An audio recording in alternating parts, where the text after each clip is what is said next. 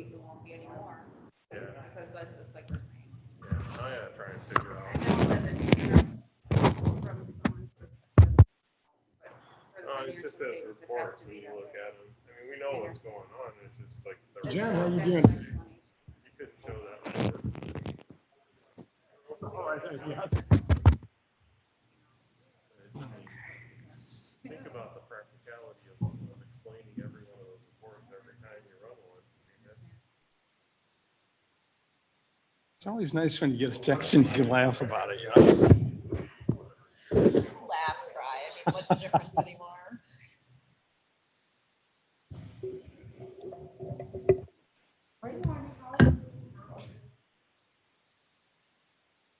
What'd you need for the record? Carolyn Brady. Oh, that's great. I'm sorry. Lars Wells and Okay. all that. All righty. Okay, thank you. Yes. What I know you asked something for the CARES Act. Oh. For the, this is my accounting of the books. Okay. These are my books. Oh, that's fine. And here's Joel's. I think the difference is the interest. He hasn't booked Okay. a few interest. She I'm not, was just looking for the distributions so far. they had that one resolution, they took money out. Mm-hmm. And then so far we took out 2 payments. And Okay. finance took out some money for,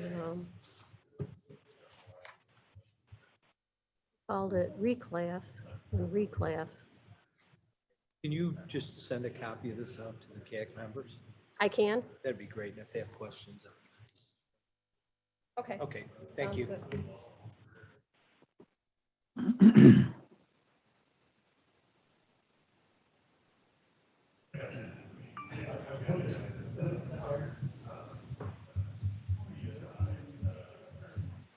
Larry Brackett there.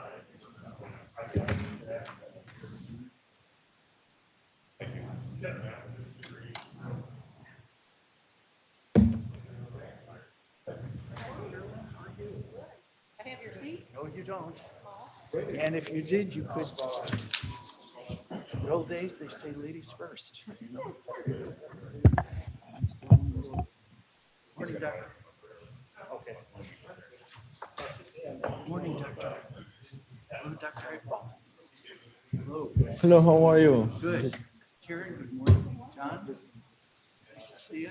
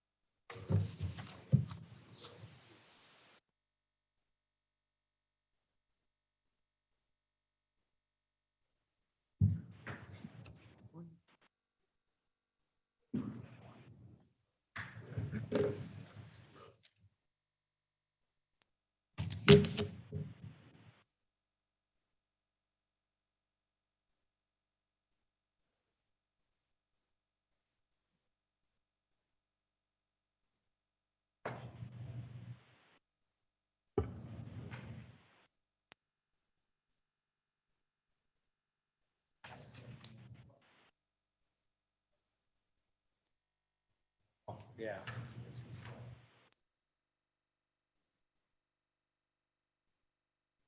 For next year to see what.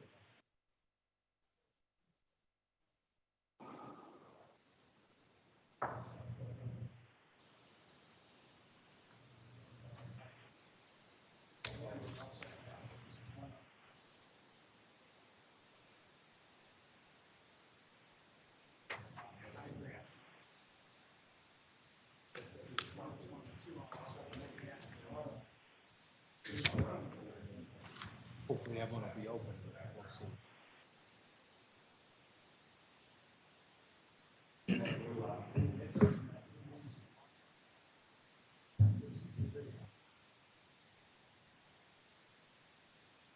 Yes. Thanks for. Oh, you're welcome. Could be close. Yeah.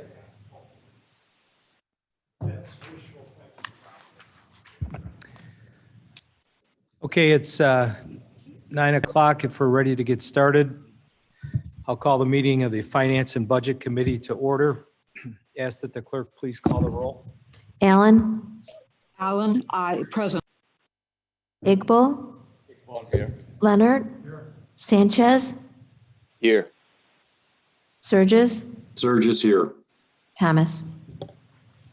All right, we have a quorum. I'll first entertain a motion to approve the minutes of the September 30th meeting. Mr. Leonard moves. Dr. Iqbal seconds. Any comments on the minutes?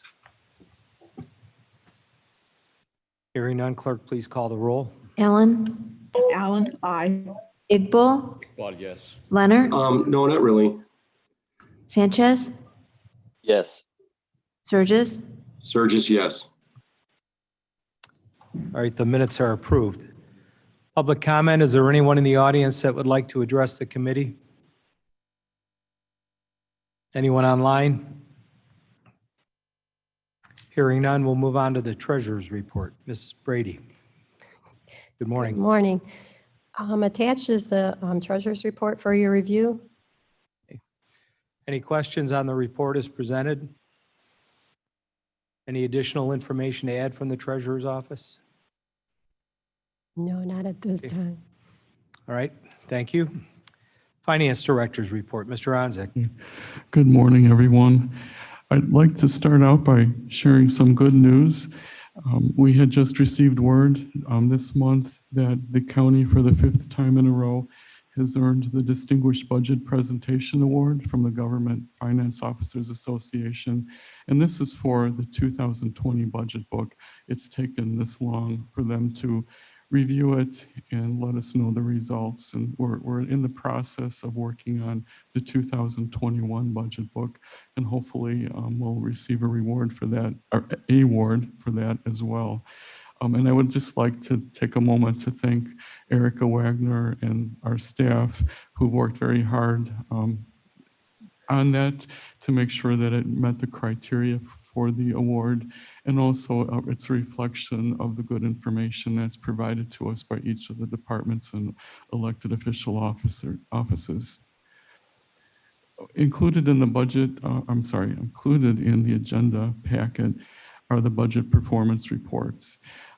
There's quite a few variances that are listed here, but I wanted to start with the year-to-date general fund revenue comparison. Overall, we're down about $2.5 million compared to last year, year-to-date. But I narrowed down the comparison to just what I thought would be the most relevant comparisons and tried to exclude things that might otherwise skew it. So I excluded transfers because those are unique each year and they're not dependent on economic conditions.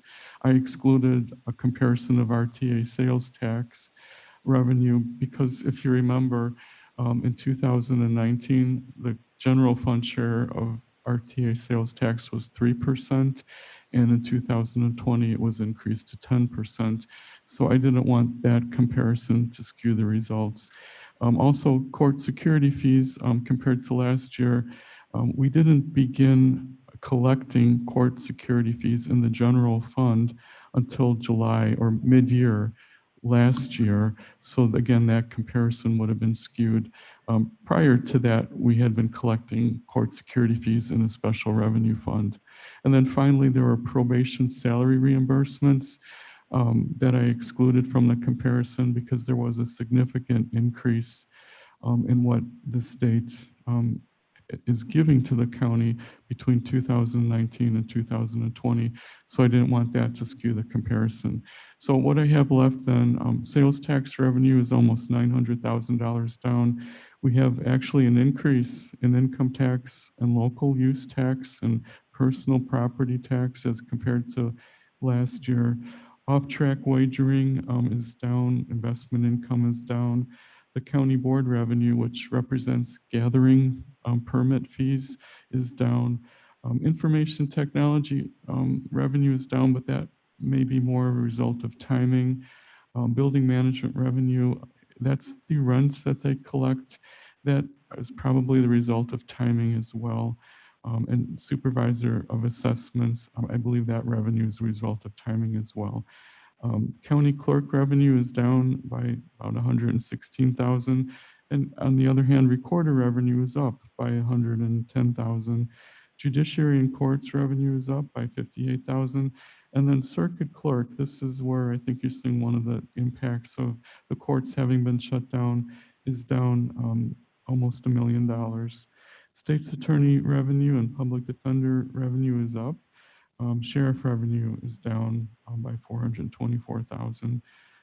And development revenue compared to last year is down 237,000. And then that left a few small minor variances that total $12,000. So I think this kind of gives you an idea of where we are. It doesn't, of course, this is year to date.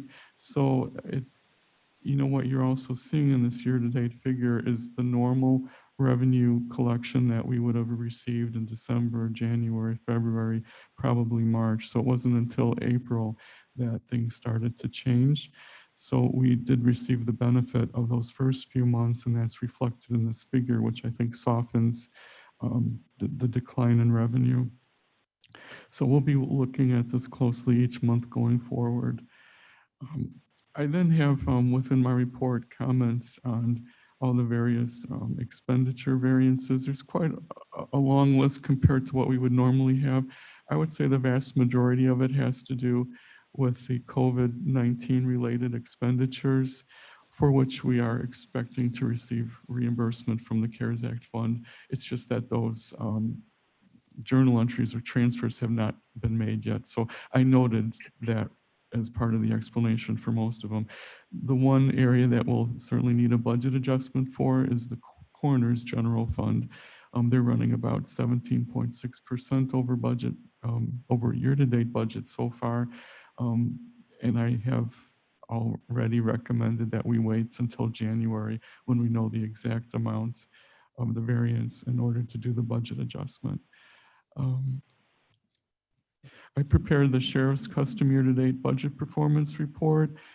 If you look at their year-to-date revenue compared to the budget, it is $1.2 million below the budget, or almost 39% below the budget. If you look at their expenditures compared to the budget, they are also below budget by $1,067,000, or 3.9% under budget. So that gives us a net unfavorable variance of 104,000. And of course, that would be attributable to the revenue side, not the expenditure side. If you just focus on the expenditure variance, which is favorable, almost 1.1 million, that is more than sufficient to fund some of the additional expenditures that the sheriff has recently committed to, in which he was intending to pay for them out of savings. There certainly is a sufficient amount of savings there to pay for it.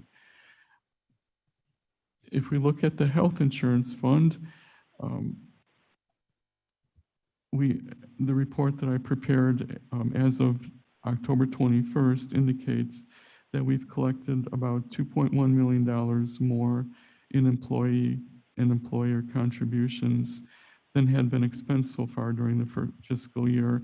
And of course, this does not reflect any of the accrued expenses, which we normally calculate at the end of the year. So that would be significantly lower once we do that.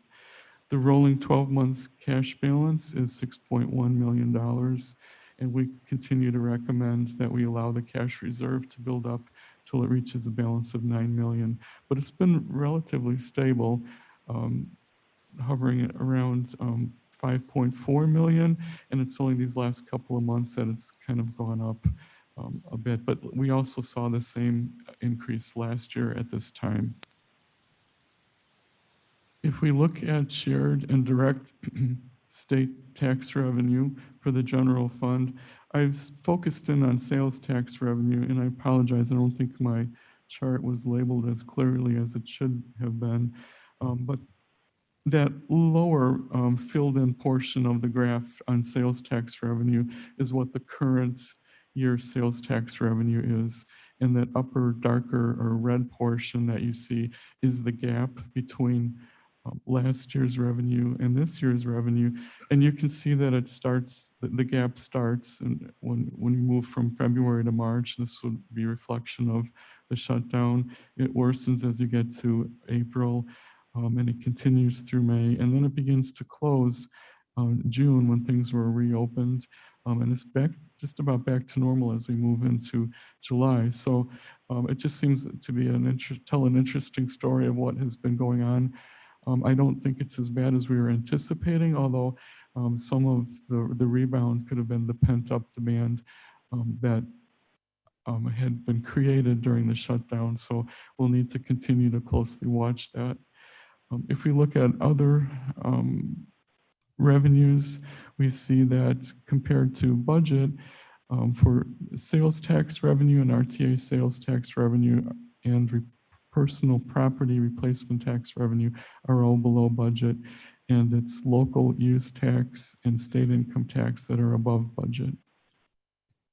And so altogether, we show a net unfavorable variance compared to budget of $646,000. Court security fee revenue, we continue to monitor that. It still remains lower than what we had budgeted, and it's 43% below budget. We believe it, even though the fees had been increased, that this it continues to be below budget because of the shutdown in the court system. The county share of state cannabis tax, so this would be the sales tax that the state is collecting, and of which they distribute a share to all of the counties based on population. The distribution for the month of October was only about $3,000. So it's been a relatively small amount. Each month, year to date, the year-to-date total is about $29,000. The county imposed cannabis tax. This was expected to we as a county expected to see our first distribution of county imposed cannabis tax in the month of October. At the time I wrote the report, I was not able to find the tax that we had received that tax, and subsequent to that, I did look into it, and as you know, based on the memos that were sent out, we did not receive the tax because we did not actually file the ordinance that would allow the Illinois Department of Revenue to collect the tax. And as I learned and was shared in the memo, the next opportunity to begin collecting tax would be July 1st of 2021. And that's only if we're able to submit copies of the ordinance to the Illinois Department of Revenue by the April 1st deadline, which we have done. I received confirmation from the county clerk's office that they have sent it in to the Illinois Department of Revenue. And then in response to that submission, we should be receiving official confirmation from the Illinois Department of Revenue back. So as soon as we do, we will let you know that so that we can be sure that they actually received what was sent. The contingency balance still remains unchanged. It's $820,000 of contingency budget available for unexpected expenses, and $50,000 is still untouched to cover any adult prisoner room and board expense in the sheriff's correctional facility. Capital funds, I have a little breakdown included in my report. Building management capital funds are 34% expended. Information technology, they've spent 281% of the budget, but most of it was COVID related, and so there'll be a reimbursement for that. And then the multi-use facility budget is 29% expended. Regarding the 2021 budget, it was placed on public display. So it's met the October 23rd statutory deadline. And we're expecting that it be approved by the November 10th board meeting in order to comply with the statutory deadline of adopting the budget before the start of the new fiscal year. under the topic of the FY21 budget, I would just like to mention that there is an ordinance. I sent it out to you last evening, which I was not able to prepare in time to meet the deadline for placing it on the Finance Committee agenda. But this is the ordinance that authorizes the non-union wage increases for fiscal year 2021. In the past couple of years, we have passed that ordinance at the same time as the budget was passed. And so I've asked that it be placed on the executive committee agenda, and I'm hoping and asking for your support when it comes up on the executive committee agenda to be placed on the county board agenda. And this, just to briefly summarize, this is an ordinance that officially authorizes the non-union employee average wage increase of 2%. And this is really for the employees within the jurisdiction of the county board. And also the 2% wage increase that was included in the budget for the department heads. And then there's a few specific 2% increases that are specified in the ordinance for the county animal control department, and that's required to be specified in the ordinance by our county ordinances. So it's the exact same ordinance as was passed last year. It's just that the dates were updated to reflect the new fiscal year. There are several tax levies on the agenda today. It's as there always are. It's the same tax levies as last year. The amounts are different in the sense that there's an increase of $490,000 that's built in to the tax levy budget for new construction. And then we're also authorizing within the tax levy ordinance an additional increase of $210,000 over and above what we're budgeting. And this is so that we can capture any new construction that's over and above what we've estimated. And so this gives us the authority to capture that amount. And then it also gives me the authority to adjust the tax levy to match exactly the amount of new construction so that it's no more or no less. Now, I did find out Mark Armstrong had sent out an email that he had received from the village of Carpentersville, I believe, that there's a TIF district that will be ending at the end of this year. And so that may result in additional new property tax revenue that the county may be able to take advantage of. And so I will be looking to see as best we can and estimate what that amount would be to make sure that it falls within that $210,000 additional amount that we're authorizing, so that we don't lose out on what could be captured by that expiration of the TIF district. So if we find out that it may exceed this additional $210,000, then I'll bring an amendment to the executive committee in order to amend the amount that we're authorizing for the general fund levy in order to capture that additional amount. But at this point, we believe, based on the information we have now, that what we've put into the tax levy is sufficient. And then finally, I have just some highlights from the purchasing department. I'll just briefly mention here the bids and requests for proposals that went out.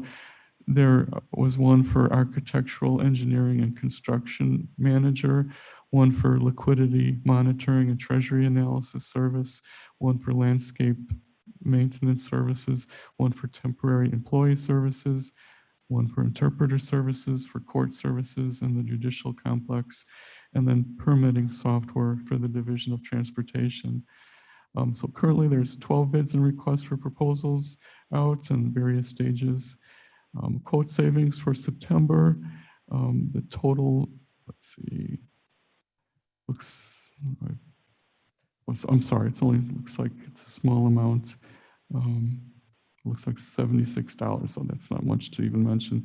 But in terms of the estimated total savings, it's for the year, it's almost $2 million, $1.9 million in bid savings for the year.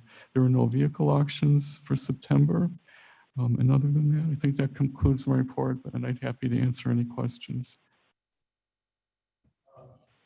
Thank you, Mr. Isaac. Mr. O'Shea had to leave, so I will be taking over the meeting. Are there any questions for Mr. Isaac on his report? Mr. Chairman, this is Deborah Allen. I have a couple. Yes, Ms. Allen, go ahead. Thank you.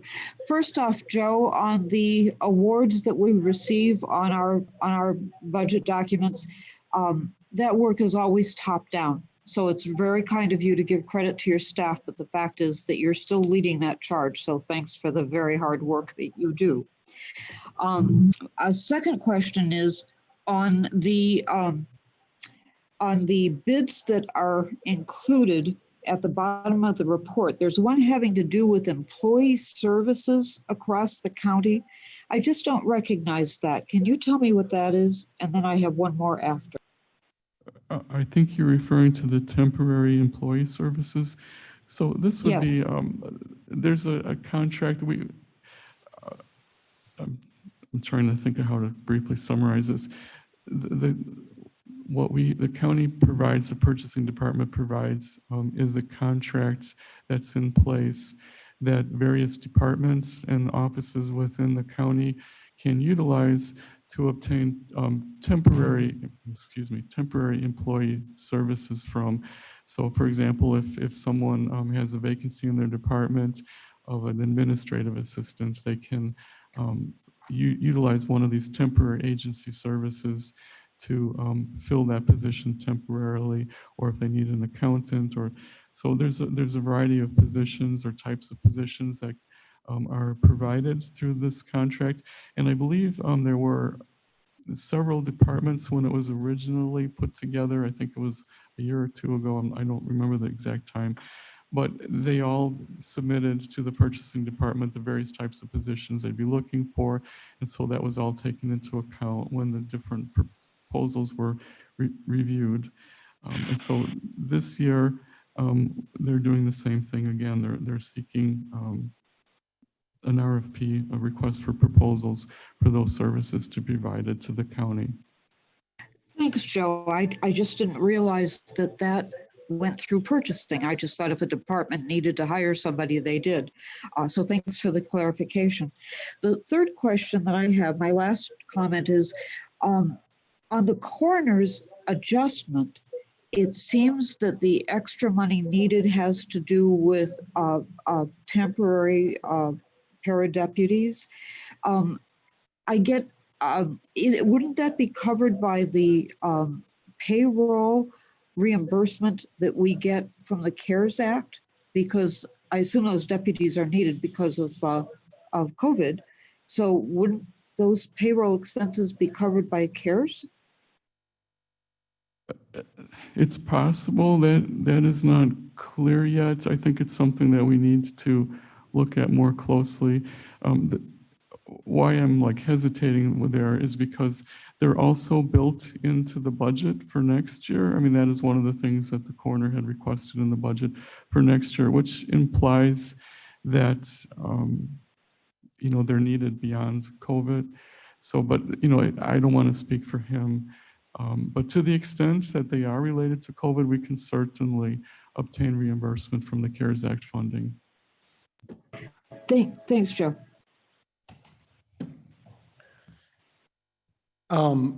Before I get to Dr. Iqbal, Mr. Sanchez has a question. Mr. Sanchez, please go ahead. Thank you, Mr. Leonard. Mr. Onzik, you mentioned with the cannabis tax that you looked for receipts and there were none, no ordinance was filed. Are you aware of whose responsibility it was to file that ordinance with the state?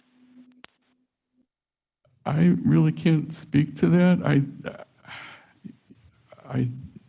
I wish, I mean, I can't point the finger at a specific person and say, oh, they should have done it. I just know that it wasn't done. I wished I could answer that question, but I'm sorry, but I Okay. can't. And the next deadline is in 2021. There's no possibility of still being included for this year. Not as far as the Illinois Department of Revenue is stating. I think they're very strict about their deadlines. There's 2 opportunities to begin collecting sales tax. One is January 1st and one is July 1st. And it's dependent upon submitting the required documentation by either the October 1st or the April 1st deadline. So we missed the October 1st deadline. Which would have allowed the sales tax to kick in January 1st.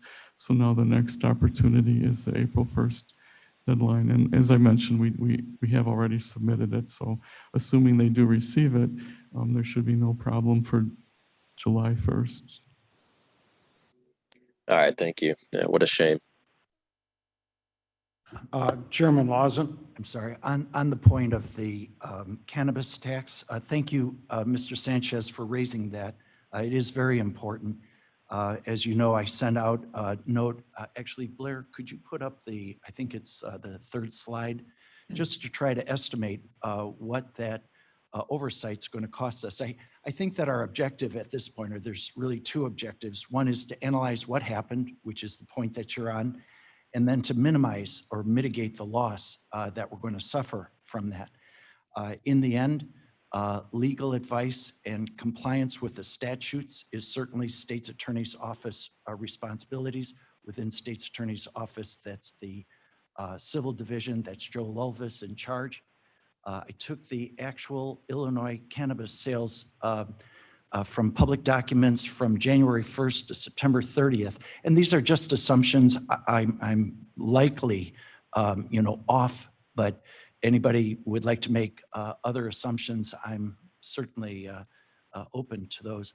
And then projected the cannabis sales, and excuse me for misspelling cannabis, but with no growth. I think the last month of September was something like $67 million Illinois statewide.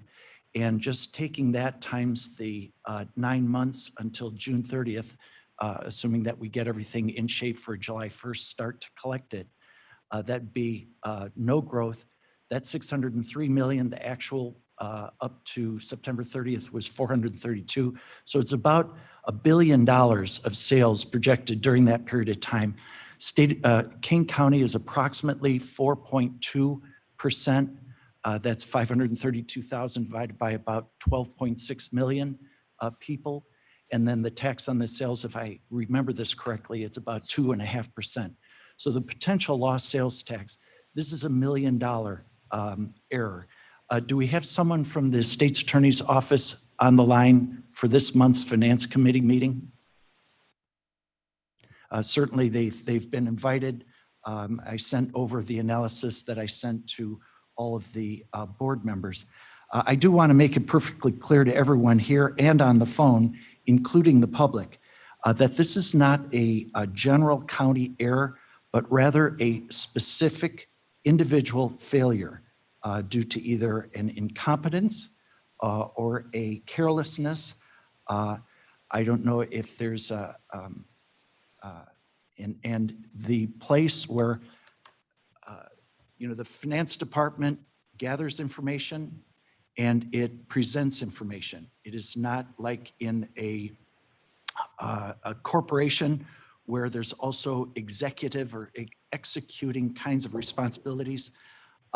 In Mark Van Kerkhoff's area of development, he accommodated when the ordinance was drafted, resolutions were drafted to move those along for zoning and for the tax. Because of the deadlines that were necessary, I believe before October, he helped put those on the development committee and it went through the normal process and was then approved by the board. The county clerk's office, they're like the library where we store all those. And I know that Jack Cunningham relies on the State's Attorney's Office for legal advice, where all legal advice and responsibility rests in the State's Attorney's Office. So they receive things, but unless they're told and informed about statutory compliance, they're certainly not going to do anything about it. So at this point, what we do is we figure out, well, what hit us, how bad is it? And is there a way, as you addressed earlier, is there a way to minimize that? I think Joe made a good point. Joe Onsick made a good point that they are strict on the on their deadlines. There most likely is not. There may be a couple of ways that either the legislative committee can reach out to contacts, either in the legislature or the Illinois Department of Revenue, but we'll see where we go from here. Dr. Iqbal? I think most of my questions have been answered. I have one question. The board did levy the tax, but it did not approve any business to operate in the unincorporated area. What effect do we have on the Kane County portion then when we disallow the business and want to collect the revenue? How does it work? I'm just want to make sure I'm understanding your question. So are you asking what happens if the county does allow business to be opened in the unincorporated area, or? Yeah, the county did not allow any Right. business, Right. but we are asking that we will get a revenue.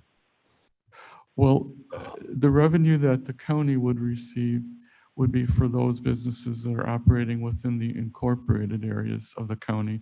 And that's, I think, the 2.5% rate that was approved by the board.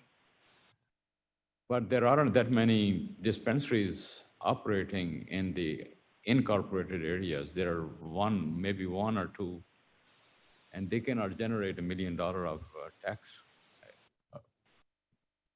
Well, these Joe, you're having to, describe my assumptions of trying to project. I am totally open to any other estimates. We're trying to get a handle on, well, what does this mean for the county? It's not just, as you're mentioning, it's not just dispensary sales in the unincorporated area. I believe that we get an extra tax in that, if I understand it correctly. I'm no expert, certainly, in that area. But I believe that this is like an override, a county, by state statute, an override on all county. And I know that the Aurora dispensaries, and I know that there are several, but I don't have a solid estimate. We learned of this on Monday. We learned of this on Friday, late afternoon, about 4:45. And so this is as much up to date with as much, common sense of trying to figure out, well, what are these? If you would want to take a shot at projecting, well, okay, what does this mean roughly? I mean, we don't have the figures from the dispensaries, but these are estimated potential lost sales tax question mark, on the chart. Okay. Any Mr. other Chairman? questions? Mr. Chairman, this is Deborah Allen. Yes, Ms. Allen. The irony here is that we carefully discussed this and decided to use 2.5% rather than, I think, the 3% we could have charged, because we wanted to invite businesses into our county, make our county a more receptive place. And then here it turns out that we don't even get the advantage of that. It's, I don't know, if there's any gallows humor, that's it. Thanks. Thank you, Ms. Allen. Any other questions on this topic? The one concern I have, and Mr. Sanchez brought it up, Dr. Iqbal, and some of the other people, Ms. Allen, is, I understand that potentially it looks like we're going to be out over $1 million in county imposed cannabis tax. I'd like to find out where this problem was created, what the cause of it was, and then find out if in fact there's anybody in the county that may have some ability to ask for reconsideration of this cannabis tax money. If anybody knew or had relationships in the Illinois Department of Revenue or knew the executive director, and they could possibly appeal to them for reconsideration, it would be great. I think what we have to do at this point is admit we as a county made a mistake, try to define where that mistake originated from, and then ask for reconsideration from the Illinois Department of Revenue. So if there are any other questions or concerns on that, please voice them now. If not, we're going to move on to our fiscal year 2021 budget. Chairman Leonard, Mr. Surges here. Yes, Mr. Surges. I think we'd be foolish to not make another run at this. Regardless of where the error occurred, the intent was always there, and we did everything, accordingly. If we just missed a filing, then by all means, let's figure out who the best suited person is or department is, and let's see if we can get a true up on that. Yes, I agree, and I think that's what we should do.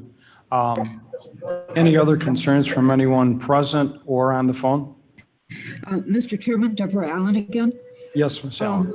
My concern is this: the Illinois Department of Revenue, it says to the businesses, here are the taxes that you need to collect. And our problem is that these businesses didn't know that they needed to collect this money. So how do you go back and get the customers to pay these taxes after the fact? I think that's the problem of trying to go back and collect the money. Yeah, That's a very valid thank you. consideration. Excuse me? Surges here, Deb. That's an excellent point. I'm kind of looking at this saying, if you would go to a dispensary and make a purchase, would there be line items for all the taxing bodies that are on there? And if they didn't collect, we wouldn't be entitled to that. But if they did collect, then I would expect that we would. Gotcha, thanks. Field trip? Yeah, very good points. Anyone else have a question? If not, then I think what we have to do is take a look at if we have any possible appeal process. I think the points brought up by the committee are all very valid and good. So we'll have to pursue this a little bit further. And any input from the state's attorney's office in giving us direction on this would be very helpful. So thank you all for your discussion and consideration on that. Now we're going to move on to the monthly report and our fiscal 21 budget. Our first ordinance is adopting the fiscal year 2021 annual appropriations. I need a motion on that. Moved by Dr. Iqbal, seconded by Allen seconds. Seconded by Ms. Allen. Any questions, thoughts, concerns about that? If not, all those in favor, please, roll call, please, Karen. Iqbal, Well, yes. Allen, Allen, aye. Sanchez, Yes. Surges. Surges, yes. Okay, passes. Okay, the ordinance is passed. Moving on to resolution number 2, adopting a tax levy for the general fund. I need a motion and a second on that. Moved by Dr. Iqbal, seconded by Allen seconds. Ms. Allen. Any questions on that? This general fund tax levy is for $32,275,532. Seeing no questions, hearing none. Karen, please do the roll call. Allen, Allen, aye. Iqbal, Well, yes. Sanchez, Yes. Surges. Surges, yes. Passes. Resolution passes. Moving on to adopting a tax levy for the Illinois, or a tax levy for the insurance liability fund. This is in the amount of $5,561,000. I need a motion and a second on that. Moved by Dr. Iqbal, seconded by Allen second. Ms. Allen. Any questions on that? Concerns? Hearing none and seeing none, please do the roll, Karen. Allen, Allen, aye. Iqbal, Yes. Sanchez, Yes. Surges, Surges, yes. passes. Resolution passes. Moving on, excuse me? Mr. Chairman, this is Deborah Allen. I know Yes. that we have to do these individually at the county board level. Do we also have to do them individually here? You know, I'm not sure. We might be able to do all of them in a group. I just wanted to make sure everybody was aware of the amounts that we're levying on the different departments. If it would be the committee's pleasure, I'd be happy to do them all at once. Mr. Chairman, I defer to you.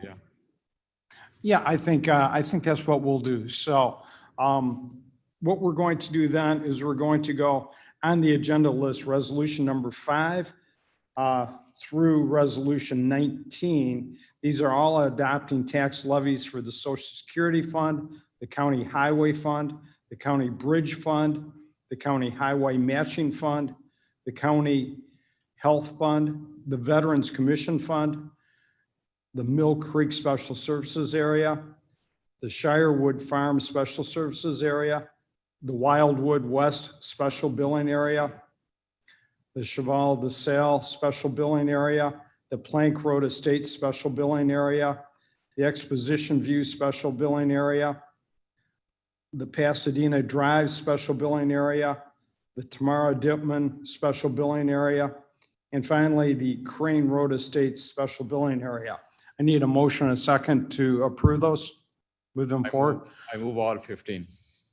Dr. Iqbal moves all 15. I need a second on all 15. Sanchez seconds. Surges, second. Mr. Sanchez seconds. Any discussions, questions, concerns about any of those 15? Hearing and seeing none, we will take a roll call vote, Karen. Allen, Allen, aye. Iqbal, Yes. Sanchez, Yes. Surges, Yes. passes. All 15 resolutions 5 through 19 are approved and passed and moved along. I'm sorry? I believe the Illinois Municipal Retirement Fund, I believe we did. Any thoughts on that by anyone?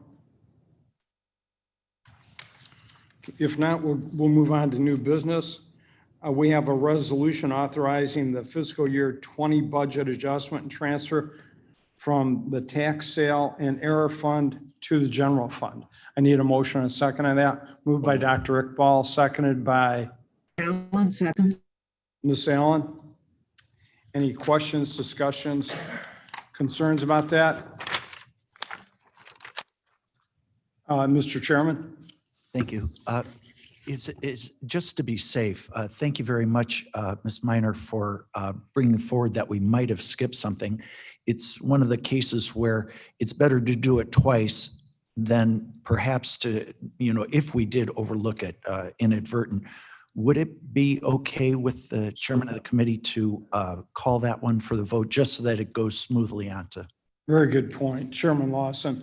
We're going to move back to resolution item number 4, resolution adopting a tax levy for the Illinois Municipal Retirement Fund. So I need moved. a motion from Dr. Iqbal, seconded by Allen, second. Ms. Allen. Any questions, discussion on that? Hearing and seeing none. Karen, please do the roll. Allen, Allen, Iqbal, Yes. Sanchez, Yes. Surges, Surges, yes. passes. Okay, resolution passes, and thank you, Mr. Chairman, for your help on that one.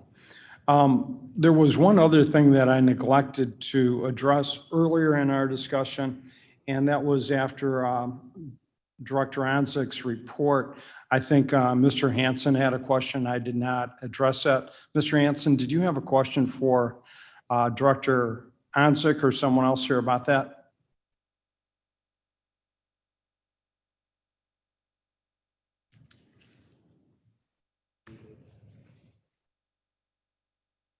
Okay, we can always get back to that later on too if need be, but I'm sorry about that, Mr. Hanson, for not addressing your question at that time. Moving on to new business, we now have a resolution authorizing the fiscal 20 budget adjustment and transfer from the tax sale and error fund to the general fund. I think we moved that by Dr. Iqbal, seconded by Ms. Allen. Any questions, discussions on that? Seeing none, Karen, please do the roll on that. Allen, Allen, aye. Iqbal, Yes. Sanchez, Yes. Surges, Burgess, yes.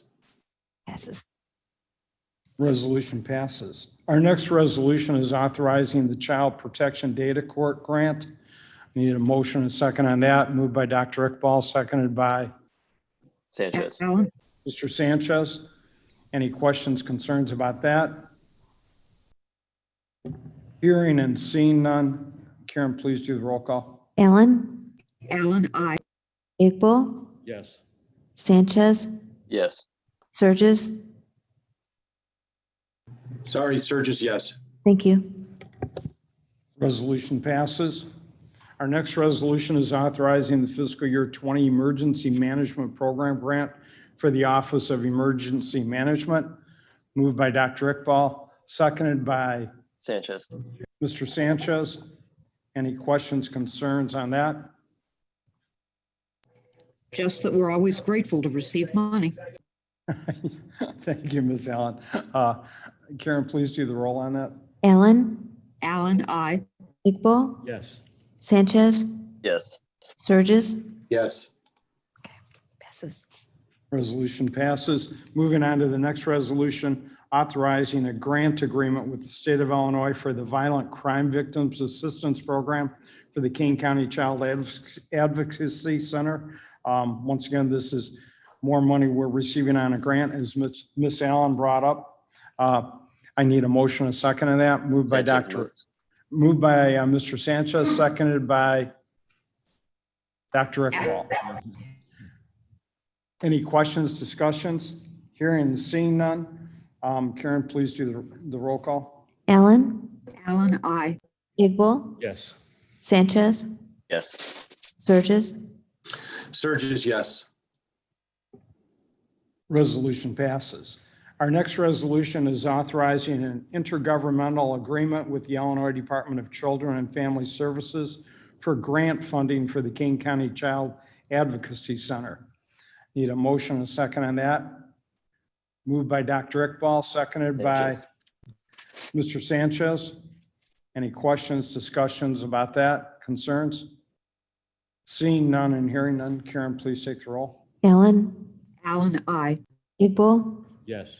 Sanchez, Yes. Surges, Yes.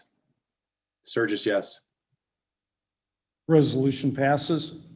Our next resolution is authorizing a grant agreement with the state of Illinois for the Violent Crime Victims Assistance Program. Need a motion and a second on that. Moved by Dr. Iqbal, seconded by Sanchez. Allen, Mr. Sanchez. Any questions, concerns, discussions on this? Seeing none and hearing none, Karen, please take the roll call. Allen, Allen, aye. Iqbal, Yes. Sanchez, Yes. Surges, Sturgis, yes. Resolution passes. The next two, I think we will take together, and these are both intergovernmental agreements with Kendall County and Ogle County for juvenile detention services. I need a motion, a second on resolution G and H. So moved. Moved by Dr. Iqbal, seconded by Allen, Sturgis, Ms. Allen. Any questions, discussions on this? Seeing and hearing none, Karen, please do the roll. Allen, Allen, aye. Iqbal, Yes. Sanchez, Yes. Surges, Sturgis, yes. passes. Resolution passes. Our next resolution is authorizing a revised intergovernmental agreement between the city of Batavia and the county of Kane for household hazardous waste collection services and the rider to the offer to contract with the U.S. Ecology. Need a motion, Allen a mo- second. Allen Allen moves. moves, seconded by Dr. Iqbal. Any questions on that, concerns, statements? Seeing none and hearing none, Karen, please do the roll. Allen, Allen, I. Iqbal, Yes.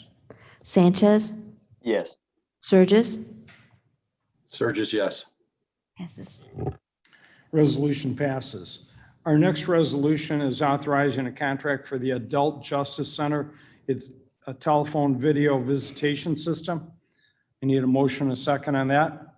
So moved. Moved by Dr. Iqbal, seconded by Allen, Sanchez. second. Ms. Allen. Any questions, discussions, concerns on that? Seeing none and hearing none, Karen, please do the roll on that. Allen, Allen, I. Iqbal, Yes. Sanchez, Yes. Surges, Surges, yes.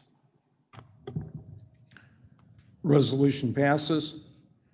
Moving forward to the next resolution, authorizing an electronic monitoring service agreement with BI Incorporated. Need a motion and a second on that. Moved by Dr. Iqbal, seconded by Allen, second. Ms. Allen. Any questions on this? Hearing and seeing none, Karen, please do the roll. Allen, Allen, I. Iqbal, Yes. Sanchez, Yes. Surges, Yes.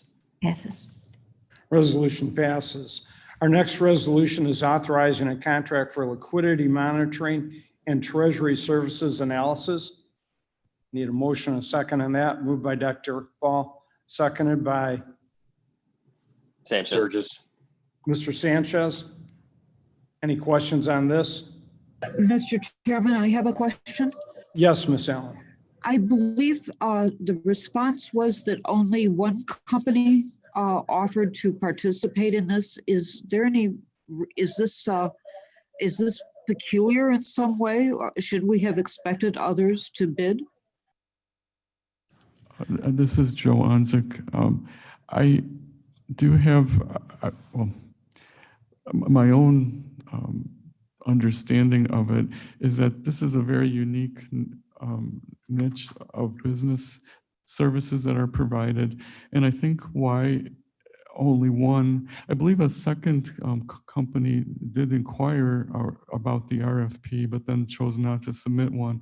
And I think it's because we were very specific that they not be a banking institution or an investment firm in order to make sure that whoever would be providing us this type of advice would not have any conflict of interest, or that we could be sure that we'd be receiving the best advice possible, because they will be analyzing our cash flow and providing suggestions on how to maximize our investments.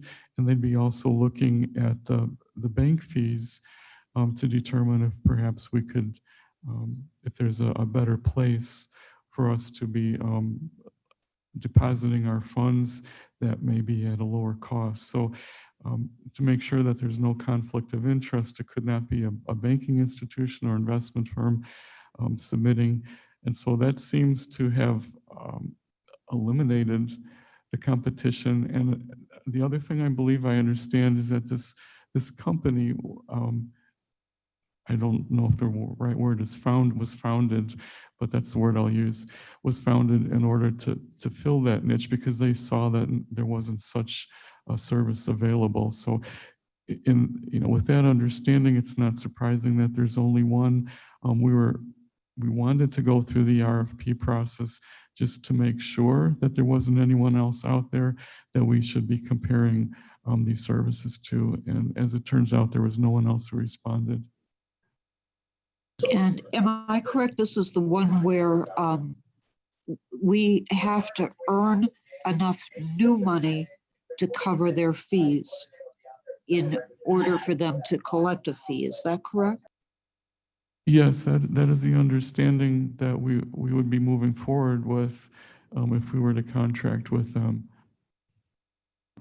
Thanks, Joe. Any other questions concerning this resolution? Just to clarify, which Dr. item is Iqbal? it? Which item is it, to be sure? I'm sorry. Which item are we on? Number L? We're on item L right now, the Yeah. authorizing contract for liquidity monitoring and treasury services analysis. Ms. Minor, did we get a motion and a second on this? Yes. Okay. Any other questions about this? Seeing and hearing none. Karen, please do the roll. Allen, Allen, I. Iqbal, Yes. Sanchez, Yes. Surges, Surges, yes. passes. Resolution passes. Moving on to our next resolution, authorizing a contract renewal for Mill Creek SSA office space leases. This is between the county and Mr. Shodin, and the amount is approximately $12,000. I need a Allen, motion. Allen moves. Moved by Ms. Allen, seconded by Dr. Iqbal. Any questions, concerns about that? Just to remind everyone that this is Mill Creek's own money. That's correct. Thank you, Ms. Allen. Seeing and hearing no other concerns, Karen, please take the roll. Allen, Allen, I. Iqbal, Yes. Sanchez, Yes. Surges, Surges, yes. passes. Resolution passes. Moving on to our next resolution. It's authorizing a contract for lawn and landscape maintenance services for the Kane County facilities. I need a motion and a second on that. Allen moves. Seconded by Dr. Iqbal. Any questions, concerns about that? Hearing and seeing none. Karen, please do the roll. Allen, Allen, I. Iqbal, Yes. Sanchez, Yes. Surges, Surges, yes. Resolution passes. Our next resolution is authorizing retention of Corrigan and Clark and Associates. Need a motion and a second on that. Allen moves. Allen moves. Need a second on that. Surges, second. Surges seconds. Any questions on that? Concerns? Mr. Yes. Chairman, can I? Yes. This is coming out of the admin committee, and I just wanted to mention that the general thought from the committee was that we will be building the multi-use facility into the new year. And to run the Corrigan Clark contract simultaneously made some sense, because then we are not reinventing the wheel. But you'll notice that in the procurement part of the report, that an RFP is going out for the next opportunity to hire an architect, and Corrigan Clark may apply and may win. But we're doing in the same way that we put out RFPs for audit services every now and then just to keep the system pure. We will be putting out a bid for a new architect as well. We will at least go through the process of who's out there and who will best handle our capital improvements for us. But in the meantime, while the multi-use facility is being built, we're just going to keep this contract running through June. Thank you. Thank you, Ms. Allen. Yes, this contract is not for a full year. It's just through June of 2021 for the reasons Ms. Allen stated. Any other questions, concerns? Yeah, I just want to voice my concern over what Cardone Clark has done and the amount of fee they have charged on this new facility. More than $1 million has been charged as an architectural fee. It's outrageous amount. I know this business. It's more than double. And for that reason, I would say no. Respect your opinion there, Dr. Iqbal, and thank you for your comments. Any other comments or questions on this? Seeing and hearing none. Karen, please take the roll on that. Allen, Allen, I. Iqbal, No. Sanchez, Yes. Surges, Surges, yes. passes. Resolution passes. Moving on, our next resolution is approving the purchase of a non-OEM auto parts and supplies, Kane County Division of Transportation and Kane County Sheriff's Office. The bid number is 41-018. Need a motion, a second on that. Moved by Dr. Iqbal, seconded by Allen, second. Ms. Allen. Any questions, concerns, discussion on that? Seeing none and hearing none. Karen, please do the roll on that. Allen, Allen, I. Iqbal, Yes. Sanchez, Yes. Surges, Surges, yes. passes. Resolution passes. Moving on to our next resolution, approving the extension on the contract for electronics recycling services with eWorks Electronic Services for 2021. Need a motion and a second on that. Alan Sanchez moves. seconds. I'm sorry, who seconded? Sanchez. Sanchez seconded. Any questions, concerns on that? Hearing and seeing none. Karen, please do the roll. Allen, Allen, I. Iqbal, Yes. Sanchez, Yes. Surges, Surges, yes. passes. Resolution passes. Moving on to our next resolution, this is reimbursing the King County General Fund for information technology costs for special revenue funds, outside agencies, and separate taxing bodies. I need a motion and a second on that. Alan moves, Allen moves.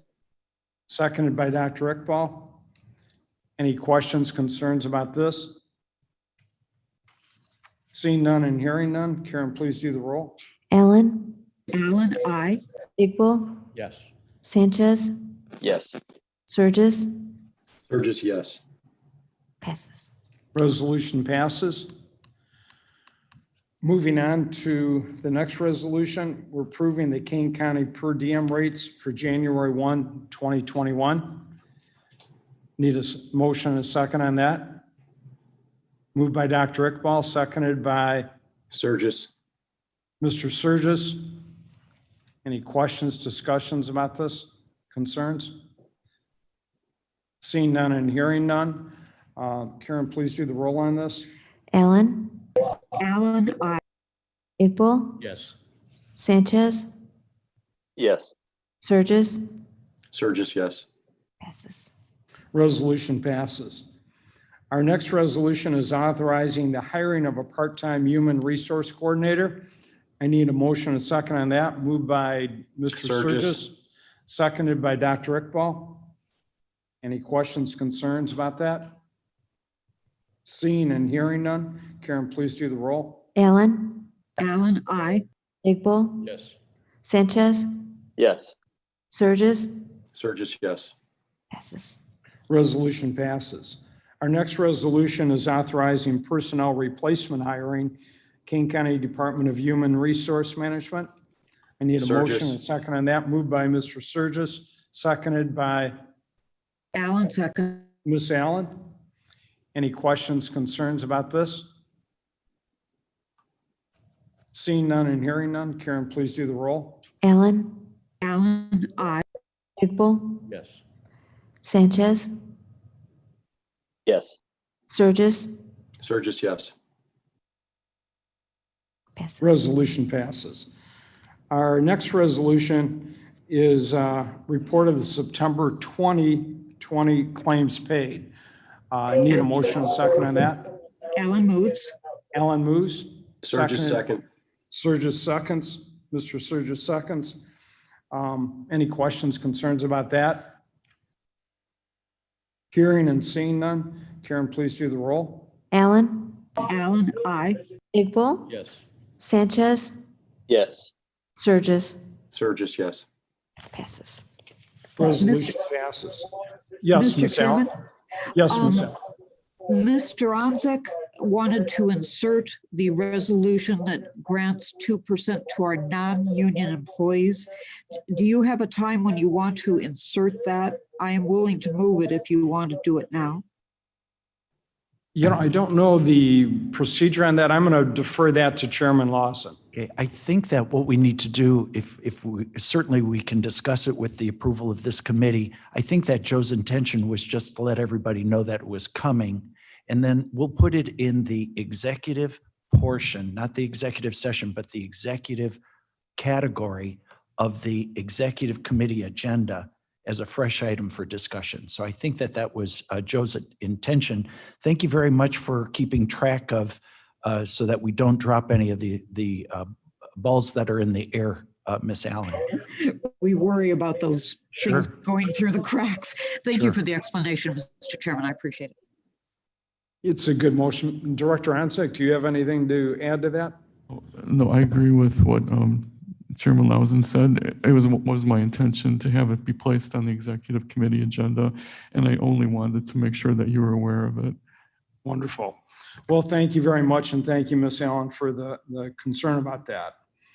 Sure. Thanks, Joe. Karen, would you please do the roll on that then? Did we get a motion and a second on that? So Alan motion. No, we don't need a motion and Oh, a on the second points. for adding that. I'll go ahead and, with your permission, I'll go ahead and take care of that for the agenda. Thank you, Mr. Chairman. I guess my question was, did we get a motion and a second on Deb the needs to report withdraw. of the September 2020 claims paid? Yes, Alan. Yes. Okay. All right, great. Seeing no other questions or concerns, Karen, please do roll call on that. I think we already did, Mr. Oh, we Chairman. did that? Yeah, we Okay, did. so we're done. I Thank you butted very in, much. but- I butted in, but I tried to do it in an orderly fashion. Sorry. Well, you did, Ms. Allen. Thank you. I just messed up on that one. Moving on to the next resolution, a recommendation of allocation distribution of the CARES Act relief funding. I need a motion and a second on that. Do we have a resolution attached to it? I think What that are was we a voting on? Placeholder? That was a placeholder, maybe, yes, I think this is a in placeholder. case. The placeholders. So do we need to vote on this? I think that I would to put it onto the agenda. Okay, good. I mean, just, Sturgis would move that forward. Okay, Mr. Surges moves it. Second. Mr. Sanchez seconds it. Any questions about this, Mr. Chairman? I do, I think that it's a good step to accommodate and facilitate, things, all the important action that's coming out of the CAC committee. It's not a huge item, but it is one that I'd like to correct the record and make sure that we're on the right track. And I'm not sure exactly where this is in the process. At Monday's CAC committee, I'm sorry, but I was falsely accused of somehow obstructing CAC intent to include VIA in the eligibility for small business COVID grants. And certainly that is not the case. That was false. Let's see. I make enough mistakes that I don't have to take on additional ones. I make enough of my own. I enthusiastically support VIA being included. I've practiced clear, consistent pattern and habit of placing all CAC items that are requested. I even make the additional step of asking chairman from that committee, do we need anything else? And even further, do we want anything else? And then we include those items. So I did send out after that meeting, and after, frankly, I was cut off from any further debate to clear it up at that time. The timeline accusation was made that somehow I fouled the process at the executive committee meeting, but it was obvious from the historical record that the CAC meeting took place the next day. And if you would, Blair, if you'd put up the slide, the correspondence. When Ms. Gilmore, who's the president of VIA, couldn't find it, and then she called me and I couldn't find it, I'm not aware of any separate resolution that's been drafted. I'm not aware of any language within the amendments that were passed at the last board meeting to include it. Certainly, I don't put together resolutions. The state's attorney's office, civil division, Joe Lulvis, puts together those resolutions. It was skipped. And so unless somebody has information that I don't know about that hasn't been drafted yet, and I'll withdraw my observation if somehow I've missed it someplace, but if someone would show. Now, what's interesting about this slide is that this was a couple of Fridays ago after the board meeting when from Joe Lulvis to Kathy Gilmore, as you see in the underlined section, the sentence that says, further pursuant to the directions of the county board committees, The application process has been amended, referring to her request to be included. And VIA's application is both eligible applicant and in the queue for processing. She's in the queue for processing, but as of even this point today, she's not an eligible applicant because she's not included. So instructions from someplace in this process needs to be given clearly to Joe Lovis rather than distract by saying that somehow I'm obstructing something that I'm 100% in favor of. You ought to just do that work, get that done, and wherever that should be placed in the process, I am happy to do that. And that's why, again, I think that it's a good step to have a placeholder for anything, everything that the CAC committee wants. They're going to be accommodated as they have in the past. Mr. Chairman, Sturgis here. Yes. Yes. I'm just, in my motion, I was considering the placeholder for both the VIA and the email that we received from the food pantry. Am I omnibus enough that this motion places that placeholder for the next meeting or no? Yes, we will do that. Yes. Okay, super. And the interesting thing is that unless your instructions are followed by your state's attorney civil division, Joe Lovis, then it doesn't happen. Somebody actually, after all this discussion, needs to do some work. And I just don't want to have a repeat of what we experienced at the last board meeting or at Monday's CAC meeting. But certainly, whatever the state's attorney civil division, Joe Lovis, supervised by Joe McMahon, wants, they'll be accommodated in those agenda. It does need to be in writing. Okay, I think it's important too then, thank you, Mr. Chairman, that we contact the state's attorney's office and make sure that they incorporate both the VIA and the food pantry in this resolution for the executive committee or for their next meeting. Any other questions about that, Dr. Iqbal? Yeah, in addition to the two items that have been proposed, I read the newspaper today that CAC has money for the businesses and there aren't that many applicants and they are going to open that funding to other people or extend the deadline or whatever. And in that respect, I will add an amendment to what has been passed before at the exec committee, which includes all the businesses in Kane County. So there's no restriction that you are an adult entertainment business, you are not allowed, or you are working at home, you're not allowed, or you are been forced to work at home, you're not allowed. My proposal would be to include everyone who wants to apply, and then committee could sort it out. Hey, Dr. Iqbal, so that is an amendment you're going to present at the executive committee? Yes. Okay, very good, thank you. So could Any you, Bill, could yes. you read back my motion so that we have clarity on what exactly we're voting for here? We don't have the resolution, it's not included, but what we are going to incorporate into that resolution is the inclusion and acceptance of the VIA application and the food pantry applications. Okay. Is that? I don't, just Mo had a mouthful there and I just want to make sure that, and I don't disagree with him, but I don't want to dilute those two and then not include his. Does that make sense? Yeah, we're not going to be able to include Dr. Iqbal's right now. He's going to bring an amendment to the resolution at the executive committee. Okay, thank you, sorry. So that will be separate. Any other questions concerning this resolution? Seeing and hearing none, Karen, please do the roll on that. Allen, Allen, aye. Iqbal, Yes. Sanchez, Yes. Surges, Sturgis, yes, but who seconded this? This was Sanchez. seconded by Sanchez. Mr. Sanchez. Perfect, thank you. So Mr. Surges moved it, Mr. Sanchez seconded it, and the vote did approve it. So moving forward to old business, is there any old business to discuss?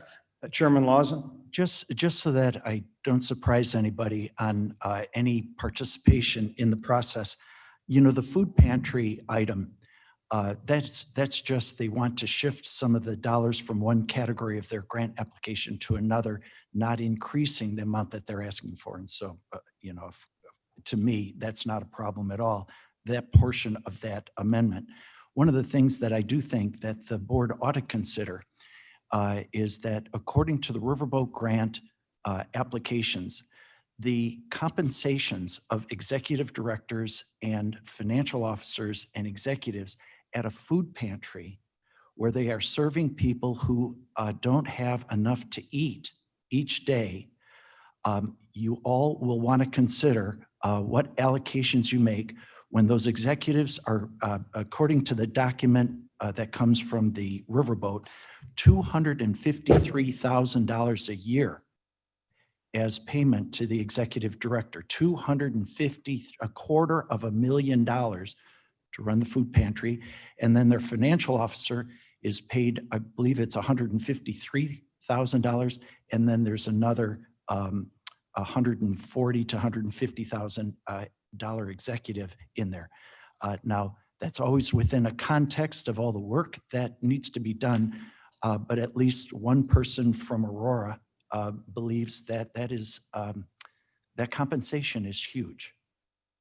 Just background information. I don't want to surprise anybody, but I think that it is something that should enter into your evaluation. Duly noted, and thank you, Mr. Chairman, for those comments. Any old business to discuss? Seeing and hearing none, we'll move on to the auditor's report. Mr. Hunt. Okay. All right, thank you, Mr. Chairman. Since the agenda packet included the 3 reports that were issued most recently, happy to review those very quickly. We did the Kane County Jail Commissary Service Audit as a response to the requirement from JCAR, and the audit itself actually led us to a spin-off audit, and we separated the Canteen Commission Fund Performance Audit from that because it was outside of scope of the original audit, but it also afforded an opportunity for the sheriff to strengthen his internal controls and his arrangement with the vendor who provides most of those services. So that was actually a benefit that we hadn't anticipated going in. We also reported on the efficiency of the Kane County Treasurer's Office relative to the tax collection process. The question had been raised at several meetings as to how the COVID pandemic had impacted those collections, and as it turned out, the treasurer was doing very well. I'm going to do just grab Mark's seat here for just a minute and take a very, very short while, because the COVID issue is going to be on everybody's mind. One way that's going to be really quick and easy for everybody to get to answer some of their own questions. We just lost Mr. Hunt. How about that? Can you hear me now? Oh, that's better. Thank you. Okay, it works better with the button turned on. Everything. Okay, so if we go to the Kane County Open Finance homepage, and hopefully everybody can see this on the screen. The first place I'd just direct you is to the panel that says budgeted revenue, $397.9 million for fiscal 2020, and click on the Explore tab there. And you can see then that it breaks out all of our revenues for the current fiscal year, but because there are differences between the dark green arrow or dark green bar in the graph and the light green, there's a comparison between the amended budget and actual revenue. The easiest way to track this one, though, is to go up here at the revenue type, change that to source.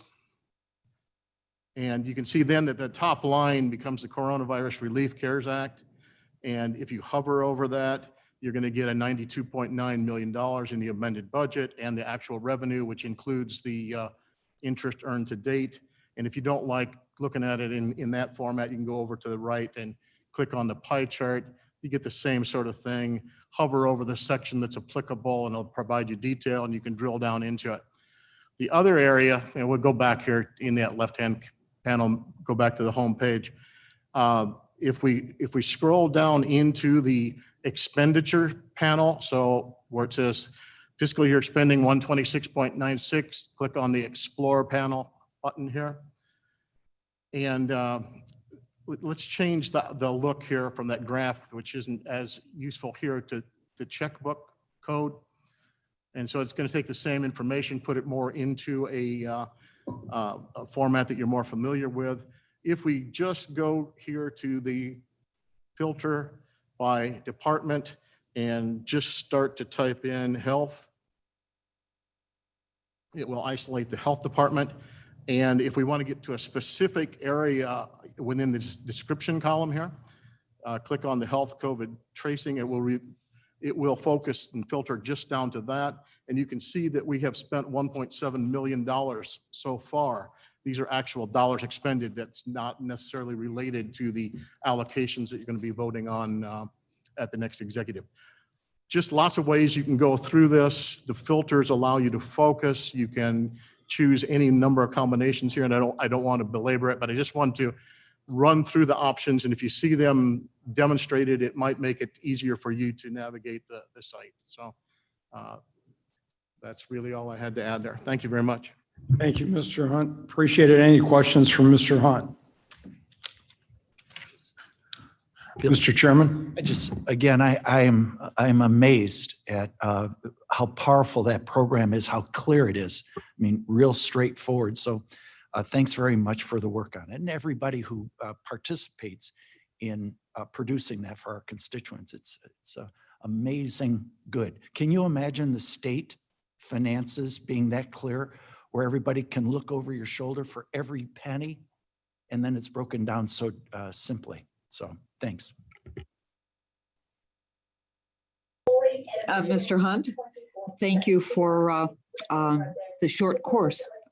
These are really fun when you steer us through the program. Appreciate it.